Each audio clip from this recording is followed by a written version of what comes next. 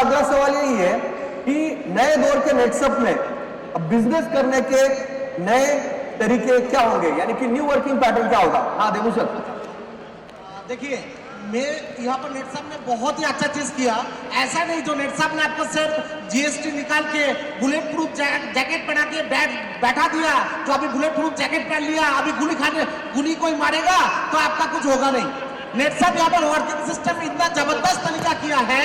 जैसे आप नेटसप में एज ए काम शुरुआत करते हो तो सबसे पहले नेटसप आपको प्रोडक्ट ट्रेनिंग देता है। प्रोडक्ट ट्रेनिंग के बाद नेटसप आपको यहाँ पर सेल्स ट्रेनिंग देता है। सेल्स ट्रेनिंग देने के बाद कंपनी आपको एक छोटा सा ऑनलाइन एग्जाम भी लेता है। एग्जाम में आपको पास भी करना पड़ेगा और उसके साथ साथ बारकोड के साथ आपको एक नया आई कार्ड भी मिलने वाला है। और उस आई कार्ड में आपने कितने घंटे का ट्रेनिंग लिया नहीं लिया, कितना इनकम किया नहीं किया, आपने कोई अचीवमेंट किया नहीं किया, इनकम कम बोला ज्यादा बोला, सब बारकोड में सिविल स्कोर जैसा अपलोड होते रहेगा, जो कोई भी आपके मार्केट में जाके फ्रॉड ना कर पाए। सिर्फ यहाँ पर खत्म नहीं होता है, इसके साथ साथ मार्केट में जाने से पहले नेटसप आपके साथ एक P2P एग्रीमेंट करता है। मतलब नेटसप आपको यहाँ पर बुलेट प्रूफ जैकेट पहनने के साथ साथ हाथ में बंदूक भी थमा दिया, जो आगे जाके जीत के आओ और खुद का जीत खुद ही हासिल करो। सर, अभी आपने जो सवाल पूछा कि नए दौर का बिजनेस कैसे करना चाहिए, तो मैं थोड़ा सा पीछे जाता हूँ। जैसे आपने ये शुरू किया था कि लॉ लाना जरूरी था, क्या लॉ से क्या फायदा होगा। अभी जो लास्ट सवाल था इससे पहले का, इसमें थोड़ा तो गुरु ने डिफरेंस बताया कि हमारा पुराना मॉडल नया मॉडल बिजनेस का। अभी मुझे जो दिख रहा है ये डायरेक्ट सेलिंग होने की वजह से या लॉ आने की वजह से हमारा ये जो बिजनेस है और ये करने का तरीका कैसे होना चाहिए, तो पहला तो थोड़ा हमारा माइंडसेट इम्पोर्टेंट है। मतलब हम जिस तरीके से काम पहले कर रहे थे वो तरीके से हमको करके इसमें बेनिफिट नहीं होने वाला। तो पहला हमको ये नया बिजनेस मॉडल समझ में आना बहुत ज़्यादा ज़रूरी है। अभी जब इसको हम बाहर से देखते हैं तो ये कैसे दिखता है, जैसे ट्रेडिशनल बिजनेस का मॉडल दिखता है। कंपनी होती है, C&F एजेंट होता है, होलसेलर होता है, रिटेलर्स होता है और फिर वो कंज्यूमर्स को प्रोडक्ट बेचता है। अगर आप अब ये हमारा मॉडल देखते हो बिजनेस का, ये बहुत सिमिलर वैसे ही दिख रहा है कि नेटसप कंपनी है तो जिसके पास बहुत बड़ा नेटवर्क है डायरेक्ट सेलर्स का और कंज्यूमर अपना रिटेलर्स का, वो शायद C&F एजेंट है। उसके नीचे ऐसे बहुत सारे होलसेलर्स है, शायद यहाँ पे बहुत सारे बैठे हैं जिसके पास कुछ डायरेक्ट सेलर्स है जिन्होंने GST किया है, कुछ ऐसे जो रिटेलर्स है और उनके नीचे कंज्यूमर है। उसके नीचे ऐसे लोग हैं जो सिर्फ रिटेल करने वाले हैं और उनके रहेंगे कंज्यूमर। तो पहला मुझे ऐसा लगता है नए दौर में काम करने से पहले ये मॉडल को सही तरीके से समझना जरूरी है। और ये मॉडल में मेरी पोजीशन क्या है, हमारा पहले का प्रॉब्लम क्या है, मैं एक्स इनकम होने के बाद ऑप्स क्लब बनता था, फिर CMD क्लब भी बनता था। अभी शायद यहाँ पे कोई CMD क्लब है, उसका नेटसप में 25 लाख से ज्यादा इनकम हुआ है, लेकिन ये नए मॉडल में क्या उसके नीचे GST किए हुए डायरेक्ट सेलर्स है क्या, उसके नीचे उतना रिटेलर्स है क्या, तभी वो बोल सकते हैं कि मैं एज ए होलसेलर यहाँ पे हूँ। तो पहला ये मॉडल को समझ लेना जरूरी है। सेकेंड चीज ये है कि मेरा ये मॉडल में पोजीशन क्या है।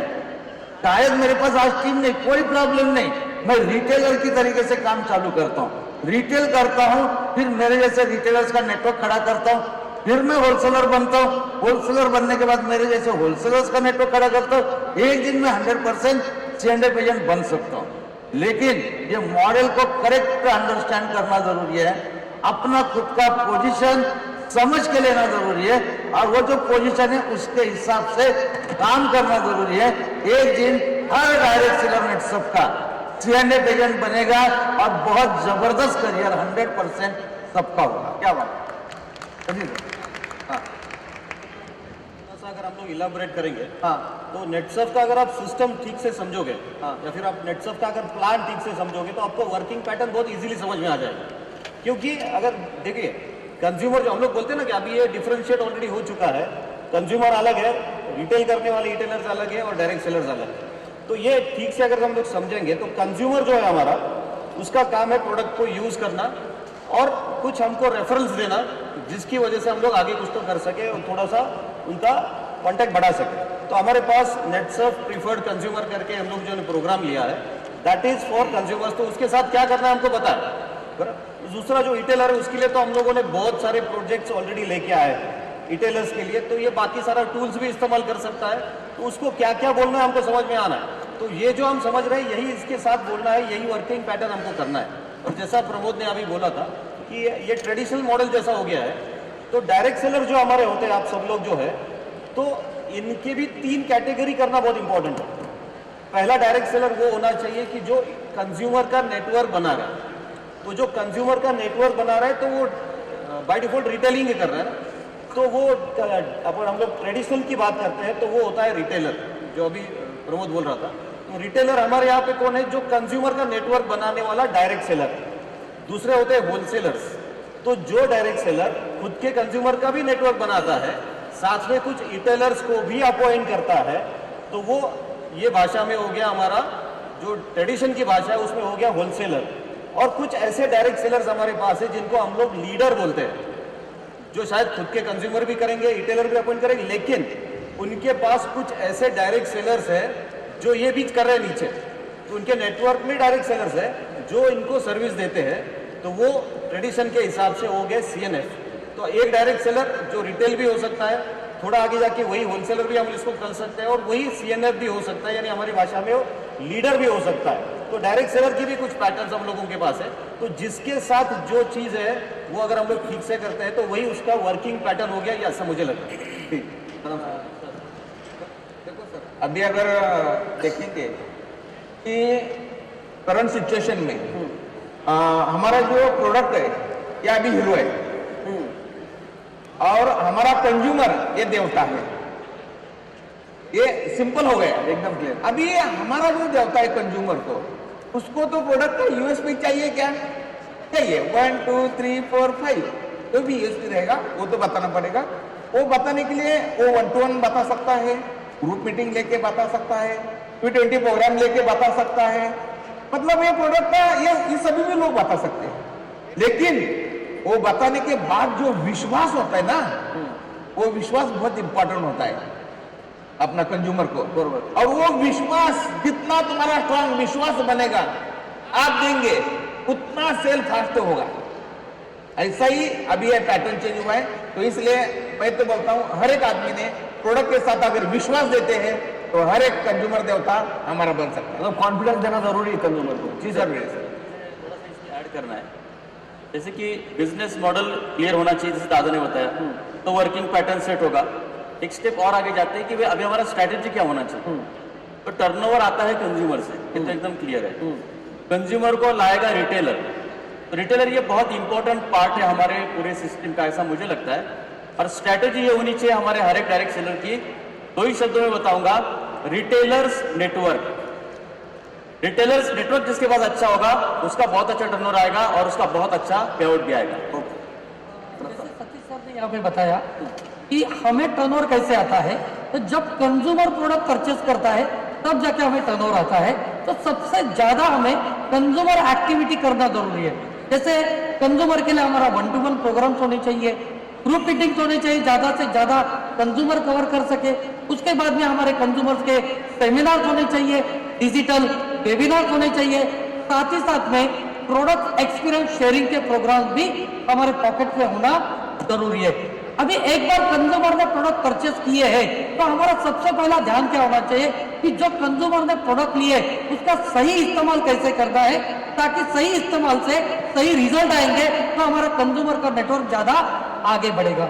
अभी रिटेलर और डायरेक्ट सेलर इनके लिए क्या होना चाहिए, तो रिटेलर और डायरेक्ट सेलर्स के लिए हमें प्रोडक्ट का डिटेल ट्रेनिंग होना जरूरी है। साथ ही साथ में जो संभाव्य क्वेश्चन आते, सवाल आते, FAQ जो आते, उसके बारे में ये सबसे पहले उसका ट्रेन होना जरूरी है, ट्रेनिंग लेना जरूरी है। अगर ये ट्रेनिंग लेते हैं तो हम आसानी से कंज्यूमर को कन्विंस कर पाएंगे। अभी इसके साथ साथ हम देखते हैं कि ये कंज्यूमर को MPC के जरिए मिलने वाले जो बेनिफिट्स है ये रिटेलर ने बताना ये भी यहाँ पे जरूरी है, ताकि हमारा कंज्यूमर का नेटवर्क भी और ज्यादा बढ़ जाए। और डायरेक्ट सेलर्स के लिए हमें अलग अलग ओरिएंटेशन प्रोग्राम में लेके जाना चाहिए, क्योंकि ऐसे प्रोग्राम में आते हैं तो एक माहौल बनता है, और ये माहौल की वजह से हमारे डायरेक्ट सेलर मोटिवेट हो जाते हैं, और मोटिवेशन की वजह से हमारा टर्नओवर ये ज्यादा से ज्यादा बढ़ जाता है। मतलब यहाँ पर नया वर्किंग पैटर्न क्या होना चाहिए, बहुत अच्छी तरीके से यहाँ पर हमारे सभी पैनलिस्ट ने क्लियर किया। बहुत सारे सवाल मैंने यहाँ पर आज आपको पूछे हैं, बहुत सारी चीजें क्लियर हुई है कि किस तरीके से, किस दिशा में हमारी रणनीति होनी चाहिए, हमें आगे बढ़ना है, किस तरीके से हमें ग्रोथ करना है, ये हमारे राजा जी को क्लियर हुआ होगा। लेकिन मैं आप सभी से कुछ सजेशंस भी चाहूंगा, आपके कुछ परामर्श भी चाहिए हमारे राजा जी को कि वो किस तरीके से इस नेटसप के, इस रीलोडेड नेटसप को और आगे कैसे लेके जा सकते हैं, अपना करियर और ग्रोथ जो है ये कैसे कर सकते हैं। मैं आपसे सजेशन चाहूंगा। जी सर। यस, देखो, मैं एक ही 2-3 लाइन कहना चाहूंगा कि ये लोग कौन है। तो ये नेटसप के सोल्जर्स है ना, और ये नेटसप के सोल्जर है, और नेटसप ने इनको आपने क्या दिया है, तो लोडेड गन दिया है। लोडेड गन किसका दिया है, ये सभी प्रोजेक्ट का 7G का दिया है। अभी इनका एक ही काम है, मैदान छोड़ना नहीं है, बस डटे रहना है, और उनका टारगेट अचीव करना है, बाकी कुछ नहीं है। क्या बात। डायरेक्ट सेलिंग इंडस्ट्री का गोल्डन टाइम शुरू हो चुका है, उसके लिए नेटसर्फ भी रेडी है, आप भी रेडी हो जाओ। क्या बात। अगर हम देखते हैं कि छोटी छोटी जो बदलाव थे, ये बदलाव जो है आगे जाके बड़ी कामयाबी का हिस्सा बन जाते हैं। मेरे हिसाब से नेटसप रीलोडेड ये अलादीन का चिराग बन गया है, जो मांगो वो मिलेगा। क्या बात। जैसी सोच वैसा रिजल्ट होता है, छोटी सोच से कोई बड़ा नहीं बन सकता है। सभी स्टैंड-अप एजेंट बन सकते हो, करोड़ों रुपए कमा सकते हो। सोच बदलो, आपका रिजल्ट 100% बदलेगा। क्या बात। हम सरकार बदलते हैं लेकिन खुद को नहीं बदलते। ये सरकार बदलने से कुछ जीवन में बदलाव आएगा कि नहीं आएगा मुझे पता नहीं, लेकिन अगर हम खुद को बदलते हैं तो अपना पूरा जीवन परिवर्तित हो सकता है। ये जो 2022 साल है, ये आपकी जिंदगी बदलने वाला है, आपके सपने पूरे करने वाला साल है। तो इस 2022 मतलब 2022 को हाथ से मत जाने दें। नेटसप के प्रोडक्ट में दम है, इसलिए हम है। क्या बात। हर घर नेटसप, हर नेटसप। क्या बात। टर्नओवर आता है कंज्यूमर से, कंज्यूमर को लाएगा रिटेलर, रिटेलर्स नेटवर्क जो बनाएगा वही बनेगा लीडर, उसी का बनेगा करियर। परिवर्तन ही प्रगति का नियम है। परिवर्तन तो हो गया, आगे अभी प्रगति 100% होने वाली है। देखिए, नेटसर्फ को सबसे ज्यादा चिंता अगर किसी की है वो डायरेक्ट सेलर की है।